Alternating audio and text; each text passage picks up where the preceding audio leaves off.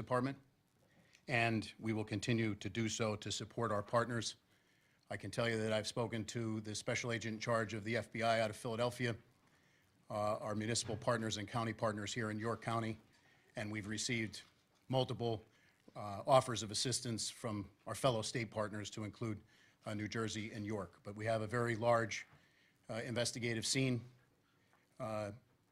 In being here today with our law enforcement family for the second time in 2025, I'd just like to say on a very personal note, our hearts and prayers go out to them, to the families of the deceased and the families of those officers who were wounded. There are simply no words that I can offer to assuage the grief that this community has experienced and unfortunately will continue to experience. The grief will be unbearable, but we will bear it. So we stand here today united for our partners all across the law enforcement spectrum, and we will not rest until we've conducted a full, fair, competent, and thorough investigation into this matter. Lastly, I would simply ask to the community here in York County and beyond, all across Pennsylvania and all across our nation, if you could keep the families that were touched by this tragedy today in your thoughts and prayers. Please give them a solemn thought. And to the women and men who are working diligently right now to push this incident forward and the investigation forward and the aftermath that will have to be dealt with and persevered through, our hearts and prayers are with them. Thank you very much. I'll now turn it over to Governor Shapiro.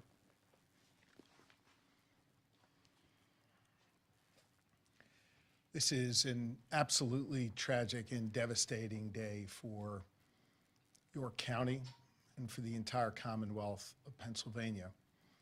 We grieve for the loss of life, for 3 precious souls who served this county, served this Commonwealth, and served this country. And we continue to pray for the full recovery of those who are dealing with their wounds. This, of course, is on the heels of just a few months ago when we lost another York County son, Officer Duarte, who again gave his life in the line of service. I had the opportunity with the Lieutenant Governor and with Senator Phillips Hill, Representative Grove, and your 3 county commissioners to spend some time with the families of those who have been impacted by this violence today. I think it's important for you to know that these families who are dealing with, they're grieving right now and they're suffering right now, took time to tell us how proud they are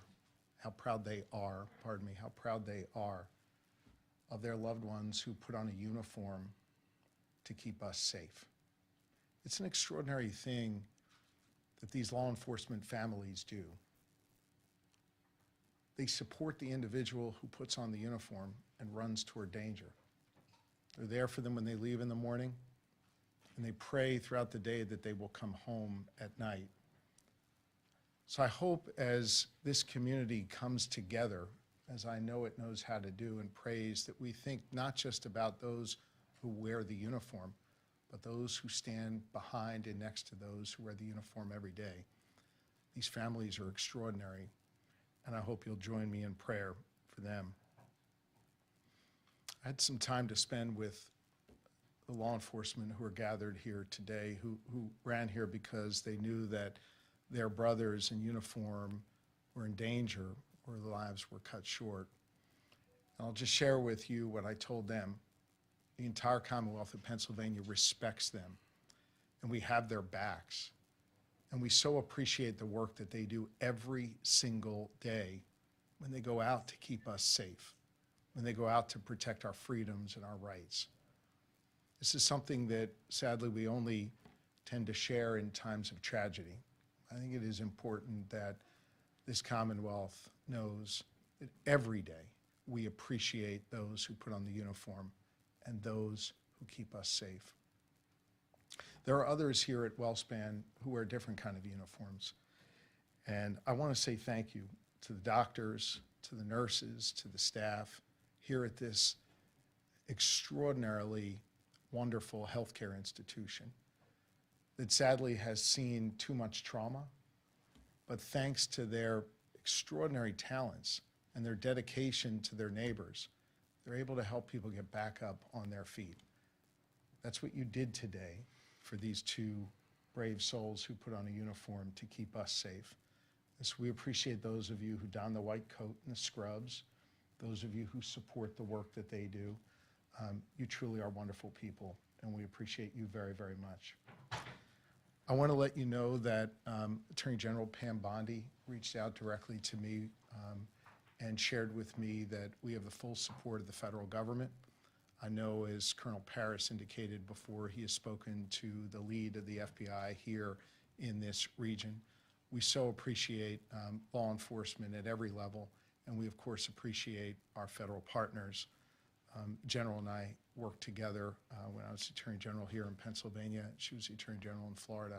It meant a lot to me that she reached out to offer her support and her prayers for good people of Pennsylvania. Here's the last thing I want to say, and I'll turn it over to the Lieutenant Governor. This kind of violence isn't okay. We need to do better as a society. We need to help the people who think that picking up a gun, picking up a weapon is the answer to resolving disputes. We need to do better when it comes to mental health. We need to do better when it comes to looking out for those who are in need, so we don't have to deal with tragedies like this. We got to do better as a society. I know everybody up here believes that, and everybody up here works hard to do that every day. I just think as a community, it's time for us to work hard to heal from this and to make sure that those whose lives were lost today, that something constructive can come from that in their memory that stops this kind of violence in the future, that protects those people that put on those uniforms for us. It makes it so these trauma surgeons don't have to patch this many people up. We gotta do better as a society. I know we're all committed to doing that work. We've got to do even more. Now's the time for this community to come together and to do this important work. And so on behalf of a grateful Commonwealth, I say to those who wear the uniform of law enforcement, thank you. To those who wear the uniform of healthcare, thank you. To the elected leaders up here, thank you for the work that you have done and know you will do to keep our community safe. And to Colonel Paris and the entire team at the Pennsylvania State Police, I know you will have every resource you need to make sure that this investigation is conducted fully and thoroughly, and that whatever steps need to be taken will. May God bless York County and the entire Commonwealth of Pennsylvania. May God bless and watch over those families that are suffering right now. Lori and I join you in prayer, and I think prayer is a particularly important thing at this moment here in York County and all across Pennsylvania. Thank you, Governor. I share your thoughts and prayers for the officers that were lost today, the officers who were injured, and every law enforcement person across this great Commonwealth. We are unfortunately here again in York County because of gun violence, the issue that brought me to public service. I want everyone to know today is not just a devastating day for this community in this region. It's a devastating day for our entire Commonwealth. My wife Blair and our entire family join in the prayers of, I believe, 13 million Pennsylvanians who are praying for the officers and their families today. You know, we ask a lot of police officers in our communities, and they always run towards danger. I think we all have a responsibility to continuously do our part to make our community safer. I know I'm going to continue to do my part, and we are consistently grateful for the commitment and the sacrifice that our law enforcement officers make. We're grateful for the healthcare professionals who run towards danger to aid folks in their time of need, and we're so grateful for the work that they've done today. It's my pleasure to introduce Dr. Carney from WellSpan Health, who will provide an update from the medical perspective. So we received 2 gunshot wound victims from the scene. we immediately took them to the OR. They are both in critical but stable condition currently. Trauma centers are a resource for the community. We're here when you need us, and we enjoy the support of both the local government, state government, and our administration. Thank you.